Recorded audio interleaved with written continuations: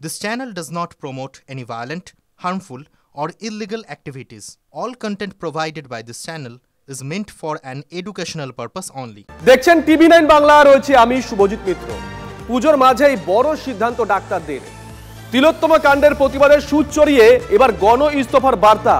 জুনিয়রদের পাশে থাকার বার্তা দিয়ে আরজি করায় গণ ইস্তফার বার্তা 50 জনেরও বেশি সিনিয়র ডাক্তারের। জুনিয়র ডাক্তারদের অনশনে 3 দিনের মাথায় গণ ইস্তফার বার্তা দিয়েছেন সিনিয়ররা।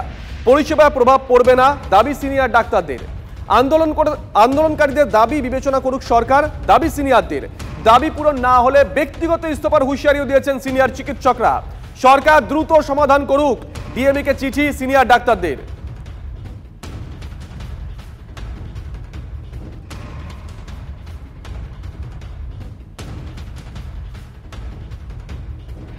আমাদের আন্দোলন যেভাবে চলেছে, প্রথম দিন থেকে সিনিয়র স্যারেরা ম্যাডামেরা আমাদের সাথে থেকেছেন এবং এখন যে আমরা আমাদের 10 দফা যে দাবি সেই জায়গায় দাঁড়িয়ে ওনারা যেভাবে সাপোর্ট করলেন মাস রেজিগনেশনের জায়গা থেকে, এবং যারা অনশন করছেন আমরণ, সেই অনশন যাতে তুলে নেওয়া যায়, সরকারের দিক থেকে যাতে সদর্থক ভূমিকা আসে, সেই জায়গায় দাঁড়িয়ে ওনারা ওনাদের এক্সট্রিম জায়গায় গিয়ে এটা করলেন এবং ওনারা জানিয়েছেন প্রয়োজনে ভবিষ্যতে ওনারা ইন্ডিভিজুয়াল রেজিগনেশনেও যাবেন।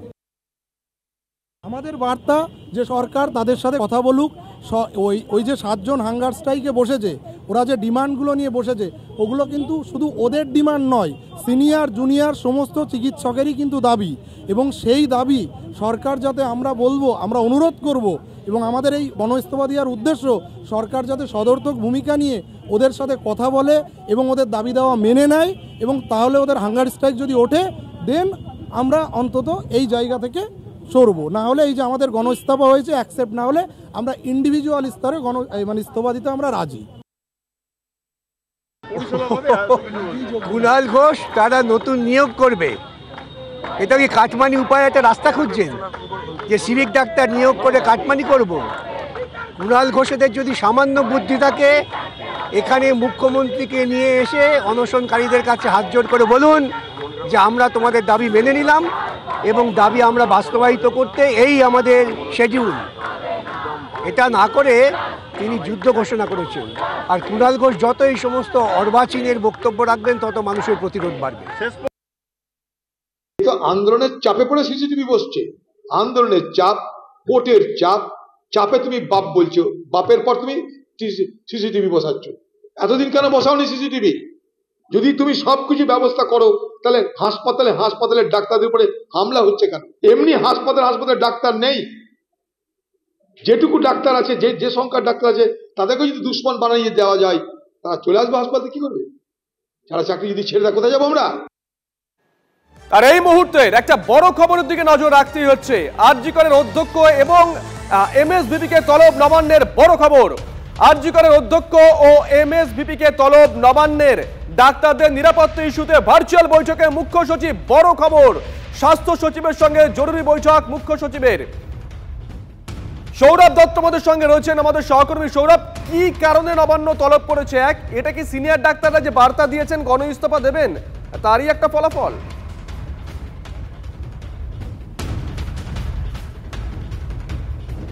শুভজিৎ, দেখো, দুপুরে আরজি কর মেডিকেল কলেজে 50 জনের বেশি যে সিনিয়র চিকিৎসক গণ ইস্তফা দিয়েছিলেন, সেই গণ ইস্তফা যে প্রতীকী গণ ইস্তফা, সেটা দেওয়ার পরই নবান্নের তরফে আরজি কর মেডিকেল কলেজের অধ্যক্ষ মানস বন্দ্যোপাধ্যায় এবং সেখানকার এমএসভিপি সপ্তর্ষি চ্যাটার্জি, তাদের দুজনকে ডেকে পাঠানো হয়। আমরা যেটা জানতে পারছি যে আরজি কর মেডিকেল কলেজ সূত্রে নবান্নের তরফে কোথাও অধ্যক্ষকে এই বার্তা দেওয়া হয়েছে যে মাস রেজিগনেশন কেন? যদি চিকিৎসকদের দিতেই হয় তাহলে তারা ইন্ডিভিজুয়ালি রেজিগনেশন দিন, গণ ইস্তফা কেন? এই প্রশ্নের মুখে আরজি করের অধ্যক্ষকে পড়তে হয়েছে। সেই জায়গার থেকে দাঁড়িয়ে আরজি করের যারা চিকিৎসকরা রয়েছেন, জুনিয়র চিকিৎসকরা রয়েছেন, তারা সিনিয়রদের পাশে দাঁড়াতে নবান্ন অভিযানে যেতে পারেন এবং তাদের একটি প্রতিনিধি দল নবান্ন যেতে পারে, সেই বিষয়ে তারা ভাবনা চিন্তা চলছে।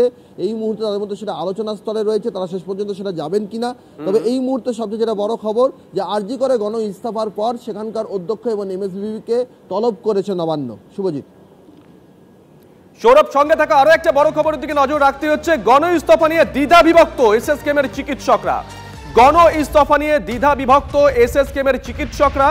একদল গণ ইস্তফা দেওয়ার পক্ষে, অন্য দল গণ ইস্তফা না দিয়ে কড়া বিবৃতি জারির পক্ষে।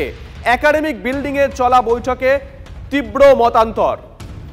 সৌরভের কাছে আবারও যাব। সৌরভ, ঠিক কি ঘটেছে? যারা পক্ষে আছেন তাদের যুক্তি কি, যারা পক্ষে নেই তাদেরই বা যুক্তি কি?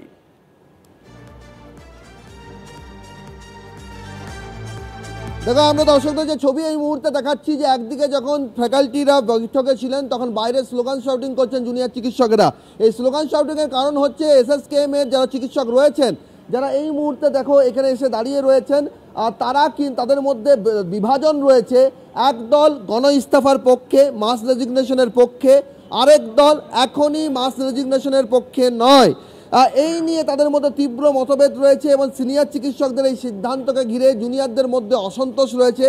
তাদের বক্তব্য হচ্ছে যে তাদের জুনিয়ররা যখন আমরণ অনশনে রয়েছেন এবং এটা আপামোর যখন হাসপাতালে, সরকারি হাসপাতালে সর্বস্তরের চিকিৎসকদের জন্য তারা যখন লড়াই করছেন, সেই মুহূর্তে সিনিয়র চিকিৎসকদের একাংশ যারা আমরণ অনশন রয়েছেন, অর্থাৎ তাদের যে অভিভাবক ছাত্র সম যে সমস্ত চিকিৎসকেরা অনশন করছেন, তাদের পাশে দাঁড়াতে যে বলিষ্ঠ পদক্ষেপ গ্রহণ করা প্রয়োজন ছিল, সেই বলিষ্ঠ পদক্ষেপ গ্রহণ করার প্রশ্নে তাদের দুর্বলতা লক্ষ্য করা যাচ্ছে বলে মনে করছেন জুনিয়র চিকিৎসকেরা। এবং সেই কারণেই তারা তাদের যে বৈঠক কক্ষ ছিল, বৈঠক কক্ষের বাইরে স্লোগান দিচ্ছিলেন, স্লোগান শাউটিং করছিলেন।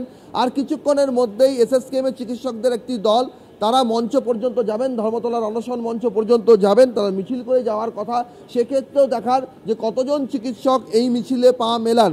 সব মিলিয়ে জুনিয়র চিকিৎসকেরা আরজিকর মেডিকেল কলেজ ইতিমধ্যে মাস রেজিগনেশন দিয়ে জুনিয়র চিকিৎসকদের পাশে থাকার যে বার্তা দিয়েছে, কলকাতা মেডিকেল কলেজ যারা ইন্টেন্ট প্রকাশ করেছে, নজর থাকবে নজর রাখো। এদিকে আরজিকরের পথে হাঁটার ভাবনা কলকাতা মেডিকেল কলেজের সিনিয়র ডাক্তারদেরও। আগামীকাল সকালে কলকাতা মেডিকেলের সিনিয়র ডাক্তারদের বৈঠক, গণ ইস্তফার বার্তা নিয়ে আলোচনার সম্ভাবনা। রোগী পরিষেবার দায় শুধুমাত্র চিকিৎসক সমাজের হাসপাতালের কর্মচারীর নয়, সেটা সরকারেরও। আপনারা সংবেদনশীলতার পরিচয় দিন, আগামীকালের মধ্যে তাদেরকে ডাকুন, আলোচনার টেবিলে বসে অনেক কিছু সমাধান করা যায়। না হলে পরে আমাদের পূর্ণ সমর্থন যে জুনিয়র ডাক্তারদের আছে, প্রয়োজনে আমরা গণ ইস্তফা দেব আগামীকাল থেকে। আমাদের ছেলে মেয়েদের দাবিগুলো খুবই সঙ্গত, অনেক দিন ধরে অনেক রকমভাবে তারা চেষ্টা করেছে। এখন যখন তারা অনশনে গেছে, আমাদেরই তো ছেলে মেয়ে, তাদের স্বাস্থ্যটাকে, তাদের যে ইমোশনটাকে, সেটা আমরা অবহেলা করতে পারি না। আমরা ওদের সাথে আছি, সেটা বোঝানোর জন্য এক্সট্রিম স্টেপ দরকার হলে আমরা নিতে পারি, সেটা বোঝানোর জন্য আমাদের এই সিদ্ধান্ত। আমরা চাই সরকার অ্যাজ এ গার্জিয়ান ছেলেমেয়েগুলোর কাছে এগিয়ে আসুক, তাদের কাছে সদর্থক আলোচনা করুক, করে ব্যাপারটা মিটিয়ে নিক, যাতে জনগণের স্বার্থে, জুনিয়র ডাক্তারদের স্বার্থে, সিনিয়র ডাক্তারদের স্বার্থে এবং সরকারের স্বার্থে ব্যাপারটা মিটে যায়। তা না হলে আমরা এরকম কোনো চাই না ইস্তফা, যেটা দিলে লোকের ক্ষতি হবে। কিন্তু আমাদের কোনো হাতে কোনো রাস্তা নেই, সরকারকে এগিয়ে আসতে হবে। এটা দায়িত্ব কেবল ডাক্তারদের নয়, দায়িত্ব সরকারের। সেটাই হচ্ছে আজকাল। আমরা একদিন আলটিমেটাম দিলাম গভর্নমেন্টকে, যদি না আসে কাল থেকে আমাদের গণ ইস্তফা দেওয়া হবে। এদিকে পঞ্চমীর বিকেলেও রাজপথে আন্দোলনের আঁচ, মহামিছিলে অনড় রয়েছেন জুনিয়র ডাক্তাররা।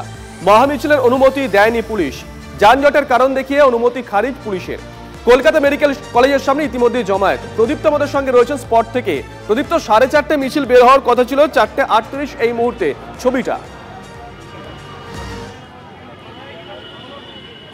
দেখো, এই মুহূর্তে জমায়েত ইতিমধ্যেই শুরু হয়েছে। চিকিৎসকরা আসছেন, জুনিয়র চিকিৎসকরা রয়েছেন, সিনিয়র চিকিৎসকরা আসছেন, এবং ইতিমধ্যেই তুমি দেখতে পাচ্ছ নাগরিক সমাজের যে প্রতিনিধিরা তারাও এখানে আসতে শুরু করেছেন। পুলিশের অনুমতি না থাকলেও এই মিছিল হবে, এটা স্পষ্টতই তারা জানিয়েছিলেন। এবং ছবিটা দেখলেই তুমি বুঝতে পারবে এই মুহূর্তে কলকাতা মেডিকেল কলেজের 6 নম্বর গেটে শুধুমাত্র রুটের একটু বদল হয়েছে। প্রথমে স্থির ছিল যে কলেজ স্কোয়ার থেকে মিছিলটা যাবে ধর্মতলামুখী, সেই কলেজ স্কোয়ারের জায়গাটুকু ছেড়ে তারা মেডিকেল কলেজের যে 6 নম্বর গেট রয়েছে, আর সেখানেই তারা আজকে এই মিছিলটা শুরু করছেন। এবং ইতিমধ্যেই যথেষ্ট পরিমাণে মানুষজন সেখানে আসতে শুরু করেছেন। যেমনভাবে চিকিৎসকরা রয়েছেন, সিনিয়র চিকিৎসকরা রয়েছেন, জুনিয়র চিকিৎসকরা রয়েছেন। আমরা একবার কথা বলার চেষ্টা করব যারা এসছেন। আজকে পঞ্চমীর দিন, পুলিশের অনুমতি নেই, তারপরেও আপনারা মিছিল করছেন। আসলে আমাদের সোনার টুকরো ছেলেমেয়েরা যারা মানে ভবিষ্যৎ আমাদের, তারা আজকে এইরকমভাবে অনশনে আছে, এবং অনশনে আছে কি জন্য? জনস্বাস্থ্যের কারণে, তাদের নিজের স্বার্থে না, জনস্বার্থ। যে 10 দফা দেখবেন, সেই 10 দফা যদি প্রশাসন মানতে তার একদিনও লাগবে না, যদি তার সদিচ্ছা থাকে। কিন্তু যদি সেটা জনস্বাস্থ্যের পক্ষেই ভালো, যেটা হওয়া উচিত, সেই জিনিসটার জন্যই তারা লড়াই করছে। কিন্তু সরকার যদি এইরকম একগুঁয়ে হয়ে থাকে এবং আমাদের সোনার টুকরো ছেলেগুলো এই পুজোর দিনে এইরকমভাবে অনশন করে, তাহলে সেক্ষেত্রে আমাদেরও রাস্তায় এসে দাঁড়াতে হয়। প্রদীপ্ত, বুঝতে পেরেছি নজর থাকবে, কারণ এই মিছিলে কিন্তু পুলিশ অনুমতি দেয়নি। কোন দিকে গড়ায় পরিস্থিতি, নজর থাকবে। প্রদীপ্ত, নজর রাখো।